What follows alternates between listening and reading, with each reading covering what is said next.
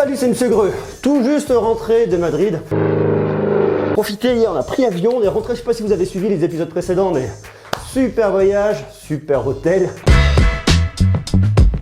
Ça, je vous en ai parlé dans l'épisode précédent. Et là, aujourd'hui, je vais vous parler de toute autre chose. On a parlé de Xiaomi pendant quelques jours, maintenant on va parler de Microsoft. Microsoft devrait sortir une nouvelle console à l'aube 2020, une console dédiée au cloud gaming, une Xbox cloud gaming. Plutôt bonne nouvelle, alors je vais vous expliquer un petit peu comment devrait être cette console, qu'est-ce qu'elle devrait vous permettre de faire un petit peu toutes les infos qu'on a pu glaner à droite, à gauche dessus, et là on y va tout de suite.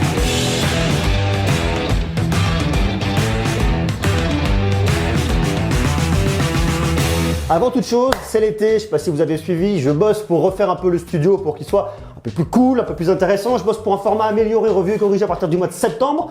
Et là, c'est le bordel sans nom dans le studio. Je vous montre un peu les coulisses, comme ça vous allez voir un peu l'évolution. Je ne sais pas si vous avez suivi, attention. Ça, c'est le studio tel que vous le connaissez, le décor un petit peu classique, je dirais. Sauf que là, j'ai rapatrié tous les produits que j'ai en test à faire ou que je dois tester.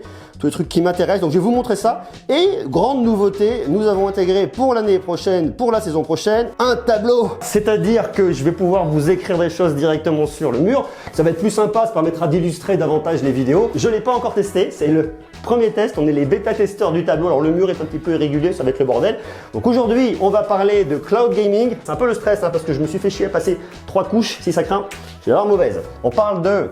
Ouh, ça marche! Cloud. Et en plus, je peux écrire très très gros. Le point un peu négatif, c'est que j'ai toujours une écriture horrible. Donc ça, on peut rien y faire. Bon, il fait une chaleur. Bon, là, je vais vous montrer un petit peu tout ce que j'ai ici, parce que je pense que ça peut vous intéresser. C'est un peu ce qui va arriver en termes de tests de vidéo. Alors, il y a des choses que j'ai déjà testées, comme par exemple le View 2 Pro de Wiko. On va le mettre d'un côté. Ça, c'est du déjà vu. On a déjà testé aussi les coques spec, donc ça c'est pareil, c'est déjà vu, Nefos.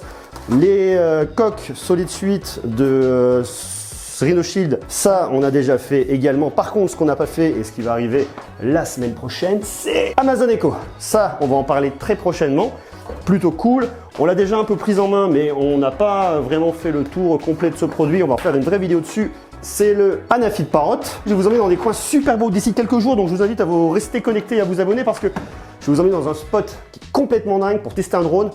On peut pas faire mieux. Bon, ça on a déjà testé, c'est le Honor 10. Ça, la Stratos 2 Amazfit, ça on a déjà testé. Le Zenfone 5 Lite, on a déjà testé. Le Mi Mix 2S, on a déjà testé. Ça, je viens de le recevoir, on va l'ouvrir tout à l'heure. Pareil, ça c'est arrivé il y a pas longtemps, on va l'ouvrir tout à l'heure. Comme ça, on va regarder un peu les tests qui vont venir. Bon, là, il y a un peu des cartons de... Je sais plus ce qu'il y avait dedans. Ça, c'est quoi? Ça, c'est... Ah oui! Un concours d'ici quelques jours, un test qui va être cool. Smartphone Horizon de Echo. Ça va rester connecté parce que d'ici quelques jours, il va y en avoir un à gagner, donc plutôt une bonne nouvelle. Côté test, on va aussi avoir du casque de gaming. On va avoir du Rhino Shield. On va tester aussi une optique qui nous vient tout droit de Californie, de Sandmark pour iPhone 10. Ça, c'est plutôt cool. Ça, on l'a déjà vu. Ça, je l'ai récupéré avant-hier à Madrid. Donc ça va être cool. On va le tester d'ici quelques jours aussi. Et la brosse à dents de Xiaomi qu'on va tester aussi d'ici quelques jours. Voilà un peu pour mon petit bordel dans le studio. Alors ici, je vous dis, il y a encore des travaux à faire. Le sol est tout particulièrement dégueulasse, on va pas se mentir. Au mois de septembre, tout sera prêt, donc bon, normalement, ça devrait être plutôt cool. Un nouvel habillage, de nouvelles photos, une chaîne revue, corrigée, améliorée. Oh yeah, that sounds good. Bon, là, j'ai une question à vous poser. Si vous y connaissez un petit peu en photo, je cherche une solution pour ma caméra pour pas trop m'embêter. Donc, j'ai d'un côté ce petit outil de Joby. Bon, c'est mon petit modèle, faut que je trouve un peu plus gros. Avec ce type d'adaptateur à brancher sous ma caméra. Et j'ai un pied sur lequel tout de suite est posée la caméra, un pied de la marque Sirui, S-I-R-U-I. C'est pas du tout le même type d'accroche pour poser la cam, mais ce que je voudrais, ça serait quelque chose de très polyvalent. J'ai une seule accroche sur la cam, je peux déclipser, je le branche sur un autre pied, je le branche sur le petit tripode que je balade à la main. Enfin voilà, un truc hyper simple, hyper fluide. Donc si vous avez des pistes, vous pouvez tout marquer en commentaire et je vous en serai éternellement reconnaissant. Voilà, ça c'est cool. Bon, aujourd'hui, on parle de cloud gaming. On parle de Microsoft. Je sais pas si vous vous intéressez au cloud gaming, si vous êtes gamer, oui ou non, si globalement le cloud gaming c'est un truc qui peut vous tenter ou alors vous vous en foutez complètement. Moi d'ailleurs, si vous êtes tenté ou si vous jouez déjà en cloud gaming. Tout ça directement en bas dans la section commentaires. Alors Microsoft pourrait sortir une nouvelle console, enfin pas réellement une nouvelle console, mais plutôt 2 nouvelles consoles à l'horizon 2020. Chose plutôt cool. Plutôt une bonne nouvelle. Il y aurait donc une Xbox un petit peu plus traditionnelle, pour les personnes qui ne souhaitent pas jouer en ligne, qui n'ont pas forcément de connexion internet ou qui ont une connexion internet relativement pourrie. Là pour le coup vous auriez votre console et puis vous achèteriez vos jeux dans le commerce traditionnel. Ça c'est de la console un peu tradie, ça serait comme une Xbox One X, encore plus boostée, encore plus performante, avec lesquelles vous pourriez faire encore plus de choses. Ça c'est le premier point, il n'y a rien de bien innovant, on connaît déjà. Le deuxième point c'est une console 100% dédiée cloud gaming, c'est-à-dire une console complètement dématérialisée. En fait vous achèteriez une espèce de petit boîtier, un petit peu comme le Shadow de Blade. Shadow c'est simplement le premier PC haut de gamme qui est entièrement accessible par le cloud. Vous aurez donc un boîtier qui vous permettrait de vous connecter à Internet, vous auriez vos manettes et vous brancheriez tout ça en HDMI sur votre télé. Là la différence c'est que la puissance ne se trouverait pas dans votre boîtier, la puissance serait stockée côté serveur chez Microsoft. Donc contre un abonnement par mois, vous auriez accès à un catalogue, vous pourriez jouer à plein de jeux, alors je ne sais pas de quelle manière ça pourrait se décliner. Est-ce qu'il vous ferait payer petite partie? Est-ce que vous paieriez un abonnement global? Un abonnement global ça aurait quand même globalement beaucoup plus de sens. Les points positifs c'est déjà un grand catalogue de jeux, vous n'allez pas payer normalement à chaque fois pour avoir accès à un titre, vous avez un abonnement et vous jouez à tous les jeux que vous voulez. Deuxième point positif, Microsoft garderait toujours son matériel à jour. C'est-à-dire dès qu'il y aurait une nouvelle config beaucoup plus puissante, il la mettrait à jour. Pour vous, ça serait complètement transparent. Vous paieriez votre abonnement, vous aurez toujours accès à une machine hyper puissante.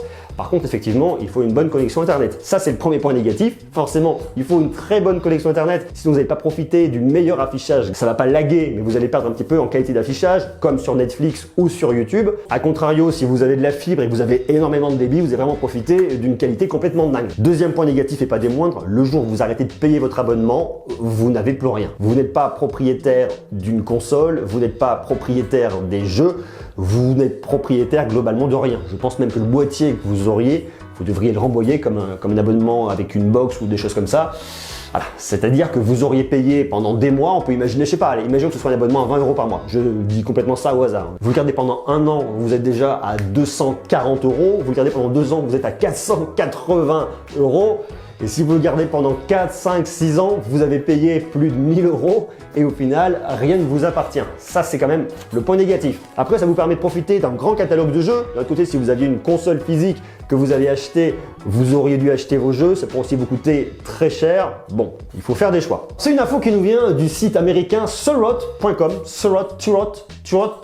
Je travaille un peu mon accent quand même. Microsoft a confirmé à l'E3 2018 qu'il travaillait effectivement sur un service de cloud gaming. Donc ça, on le savait déjà depuis quelques temps. On y voit un peu plus clair. Et puis le nom de code de cette console, ce serait Scarlett. Scarlett Cloud Gaming. Bon, c'est pas trop. Scarlett. Voilà un peu pour toutes les infos qu'on a aujourd'hui sur ce projet de Microsoft. Je sais pas si ça peut vous intéresser, si vous êtes gamer.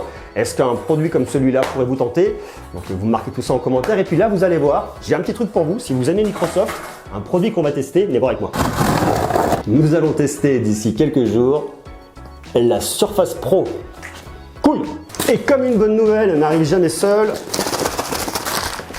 le Honor 9 Lite. Des tests, des infos, des concours, des actus, de tous les côtés, bien évidemment. Alors au milieu de ça, on va partir en vacances. Je vais vous emmener un petit peu avec moi parce que c'est bien sympa tout ça, mais il faut quand même un petit peu, allez, se faire dorer la rondelle pour être prêt, pour être beau, pour être frais pour le mois de septembre pour attaquer à l'IFA. Et oui, forcément, je vais vous emmener avec moi à l'IFA à Berlin. On va aller voir un peu toutes les nouveautés. On va aller prendre en main le Galaxy Note 9. On va aller voir un peu ce qui se passe du côté de chez Honor. Il va y avoir des nouveautés. Il va y avoir des nouveautés du côté de chez Sony. Il devrait y avoir beaucoup de choses. On va aller voir Asus. On va aller voir, enfin, on va aller voir Wacom. On va aller voir tout le monde. On va aller faire un grand tour complet. Un nouveau format, des choses améliorées, un studio qui va continuer à prendre un peu de gueule parce que là, c'est encore un peu le bazar. Les choses se mettent en place petit à petit. Donc, merci à vous d'être toujours plus nombreux sur la chaîne. Je vous invite toujours à partager, à me laisser des jolis pouces et puis à vous abonner parce que vous allez voir, il va y avoir toujours plus de trucs. Merci, soyez sages, vous marquez toutes vos questions en suggestion directement en bas en commentaire et puis pensez à moi pour cette question de petits pieds parce que j'ai besoin d'aide. Enfin, pour le coup, j'ai besoin de votre aide. Donc, vous marquez tout ça. Merci, portez-vous bien, je vous aime et à bientôt. Ciao!